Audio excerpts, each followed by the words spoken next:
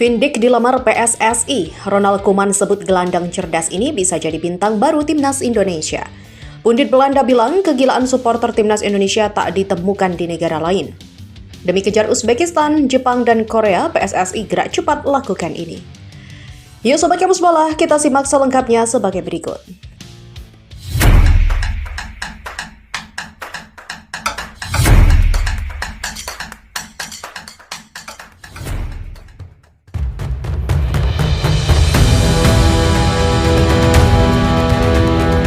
PSSI semakin serius dalam membangun Timnas Indonesia dengan menggabungkan pemain-pemain keturunan yang memiliki potensi besar untuk bermain di tingkat internasional. Findik, seorang gelandang muda asal Belanda yang memiliki darah Indonesia dari pihak nenek ayahnya yang berasal dari Jakarta, sekarang menjadi perhatian utama. Pemain yang kini bermain untuk SK Beveren di Belgia ini memiliki kualitas yang menjanjikan di lapangan. Pelatih terkenal di Eropa Ronald Koeman memujinya sebagai pemain cerdas yang memiliki potensi yang luar biasa. Dick menandatangani kontrak profesional dengan ADO Den Haag pada Januari 2022 lalu. Karirnya terus berkembang meskipun hanya bermain satu kali di tim utama. Pada Agustus 2022, ia dipinjamkan ke Estoril Praia di Portugal. Pada Agustus 2024 hingga Juni 2025, Dick dipinjamkan ke SK Beveren di Belgia setelah mendapatkan status permanen pada Januari 2023. Dick telah menunjukkan kemampuannya sebagai gelandang bertahan yang kuat yang sangat dibutuhkan oleh Timnas Indonesia, terutama dalam menghadapi tim-tim kuat Asia. Pengalamannya bermain di Eropa telah menunjukkan kualitasnya dan kemampuan untuk bermain di tingkat tinggi. Lalu apa kata Ronald Koeman? Pelatih terkenal asal Belanda Ronald Koeman memuji Findik yang pernah bekerja dengannya di tim U18 Belanda. Koeman menyebut Dick sebagai pemain cerdas dengan pemahaman permainan yang matang dan kemampuan teknis yang luar biasa, dan dia percaya bahwa Dick memiliki potensi besar untuk berkembang lebih jauh dan dapat menjadi pemain yang sangat penting bagi tim yang ia bela. Pujian ini menegaskan keyakinan PSSI bahwa Dick dapat membantu Timnas Indonesia di masa depan. Dick memiliki DNA Indonesia yang membuatnya cocok untuk dinaturalisasi dan memperkuat lini tengah Timnas Indonesia, di mana hal ini menjadi potensi untuk Garuda. Posisi gelandang bertahan yang ia mainkan sangat penting bagi Timnas Indonesia, terutama saat menghadapi tim-tim kuat di Asia. Kemampuan Dick untuk mengatur tempo permainan, bertahan, dan menyebarkan bola merupakan nilai tambah yang sangat penting bagi Timnas Indonesia. Dengan kualitas dan pengalaman bermain di liga-liga Eropa, Dick berpotensi menjadi pemain penting di masa depan bagi Timnas Indonesia, terutama dengan turnamen besar seperti Piala Dunia 2026 dan juga kualifikasi AFC yang semakin dekat. Proses naturalisasi dan harapan dari PSSI sepertinya telah berbicara dengan Findik tentang kemungkinan naturalisasi. Jika proses ini berhasil, Dick akan dapat segera memperkuat Timnas Indonesia dan memberikan kontribusi positif di kancah internasional. Banyak pengamat sepak bola berharap Dick segera bergabung dengan Timnas Indonesia dan memperkuat lini tengah yang saat ini sedang berkembang. Di mana PSSI sangat berharap proses naturalisasi Dick berjalan lancar sehingga dia dapat segera bergabung dengan Timnas Indonesia. Penampilan solid Dick di klub-klub Eropa dan dukungan dari pelatih terkenal di Eropa seperti Ronald Koeman juga meningkatkan keyakinan bahwa dia bisa menjadi bintang masa depan Timnas Indonesia. Dengan kualitas, pengalaman, dan potensi yang luar biasa, Findik dapat menjadi salah satu pemain penting yang membantu Timnas Indonesia bersaing di level internasional.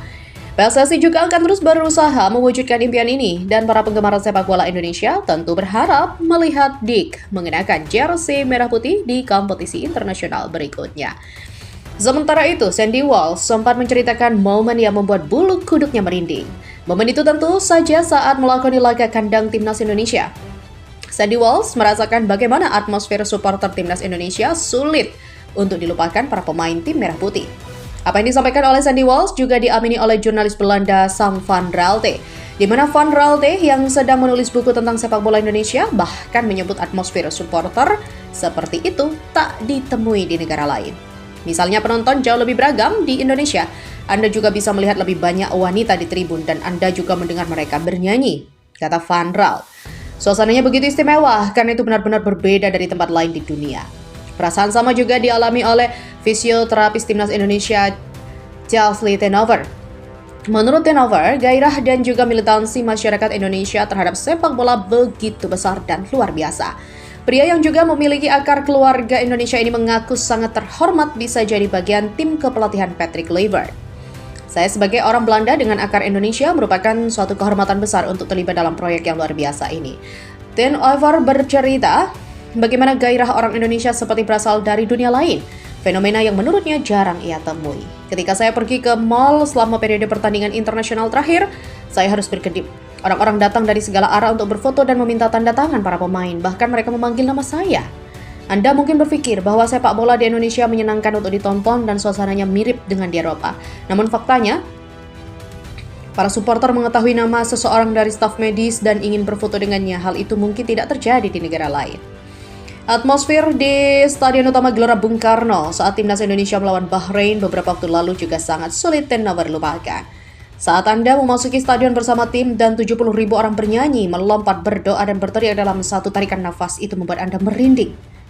Dilihat dengan mata kepalanya sendiri, Ten Oever juga mengaku sangat kagum saat semua kalangan, tua, muda, kaya, dan miskin semua datang ke stadion untuk mendukung tim merah putih. Saya telah menyaksikan pertandingan sepak bola di seluruh dunia, tapi jarang sekali saya merasakan kebanggaan, atmosfer, dan kecintaan seperti ini terhadap pemain kita sendiri. Demikian jelasnya.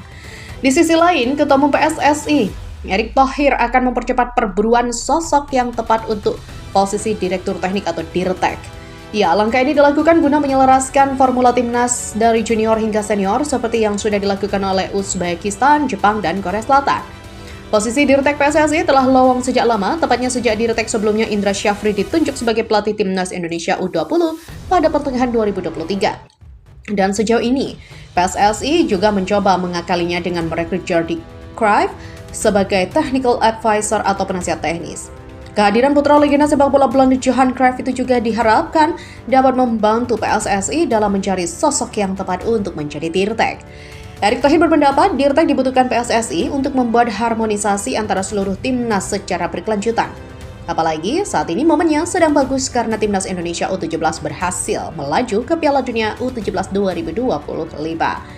Dalam keterangannya dipetik pada Sabtu 19 April, Erick Thohir mengatakan, "Kami punya momentum bagus di timnas U17 yang mampu menjaga tradisi prestasi. Jika sebelumnya main di Piala Dunia karena tuan rumah, kali ini lolos dari kualifikasi. Terlebih, agenda pada timnas Indonesia sepanjang 2025, setelah Piala Asia U17 beres, masih ada Piala Dunia U17 2025 yang akan digelar pada November mendatang di Qatar.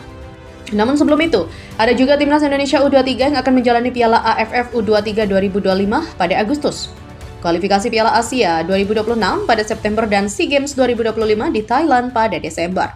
Untuk timnas Indonesia senior masih ada putaran ketiga kualifikasi Piala Dunia 2026 zona Asia pada Juni. Berpotensi lanjut hingga tahun depan andai Garuda maju hingga putaran keempat dan kelima. Oleh karenanya, setelah ada Jordi Cruijff sebagai penasihat teknis, kami segerakan kehadiran Dirtek untuk memformulasikan program pembinaan prestasi yang kontinu. Cruijff sudah punya petanya setelah dia dikontrak dan bekerja, dan hal itu siap dibahas lebih lanjut dengan Dirtek PSSI. Demikian kata pria yang juga Menteri BUMN ini. Tak hanya itu, Erick mencontohkan Uzbekistan, negara Asia yang mulai menonjol dalam beberapa tahun terakhir. Ia menyebut negara pecahan Uni Soviet itu kini sudah menyamai Jepang dan juga Korea Selatan. Kita lihat di Piala Asia U17, bagaimana Uzbekistan sudah menyamai Jepang dan Korsel yang punya sistem permainan dan pembinaan, sehingga kualitas timnya merata dari junior hingga senior. Kita ingin mengejar mereka, tegas Erick Thohir.